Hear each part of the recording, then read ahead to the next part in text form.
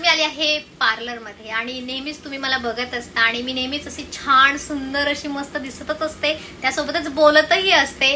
पण जेवढं सुंदर दिसण्यासाठी खटाटोपही तेवढाच करावा लागतो आणि करायलाच पाहिजे. प्रत्येक स्त्रीने सुंदर दिसलं पाहिजे, असलंही पाहिजे मनाने. तेवढं सुंदर तुम्ही राहा आणि दिसा सुद्धा. आपण जेवढं स्वतःला व्यवस्थित ठेवू, फिट ठेवू, तेवढं छानच ना. आपल्याला स्वतःला कॉन्फिडन्स येईल तेव्हा आपण लोकांना प्रेझेंटेबल आपण राहू शकतो ना.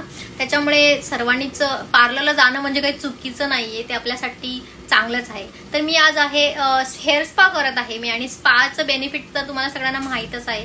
ते म्हणजे आपले केस असे निरागस, असे हेल्दी, नरेशेबल आणि खूप असे स्मूथ वाटलेच पाहिजेत, असलेच पाहिजे. त्यासाठी स्पा हा खूप महत्त्वाचा. तर प्रत्येक स्त्रीने स्वतःला पॅम्परिंग केलं पाहिजे, स्वतःवर प्रेम केलं पाहिजे. तुम्ही जसे आहात त्याच्यामध्ये खुलून दिसा, करेक्शन्स करा. तुम्हाला वाटतंय ते तुम्ही करू शकता. असं काही नाही की तुम्ही नाही जायचं, काय जे आहेत असं नाहीये. स्वतःला करेक्ट करा, अजून तुमची ब्युटी एन्हान्स करा.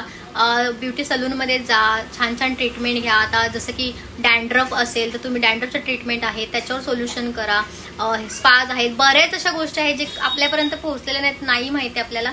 पण का आपण पाठीमागे राहायचं ना. आपण स्वतःला अजून एन्हान्स करू शकत असेल तर करायचं ना.